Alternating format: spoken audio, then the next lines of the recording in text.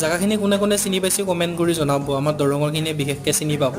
তো কথাটো হ'ল আজি মানে আমি খানা এটা খাম, যিহেতু গোটেইকেইজন পঢ়াওঁতে গুৱাহাটীত যাব, সেইকাৰণে ভাবছোঁ খানা এটা খাই দিওঁ। খানা বুলি কওঁতে হ'লেই আমাৰ খানা গাহৰি আলু 2 কেজি, আৰু আমি ল'ৰা মানুহ ক'ত আৰু এইগিলা দালি চালি বনাই থাকিম গাইছ। তো গাহৰি বনাত লাগি গৈছে আমাৰ উমেশ দাই, আৰু গাহৰি কাৰ কাৰ প্ৰিয় কমেণ্ট কৰি জনাব। খানা বুলি কওঁতে হ'লে ক্লিপ চিপ একো লোৱা নহ'ল, ঘৰত মানে জল্দি মাতিলা মায়ে, সেইকাৰণে যাব লগা হ'ল।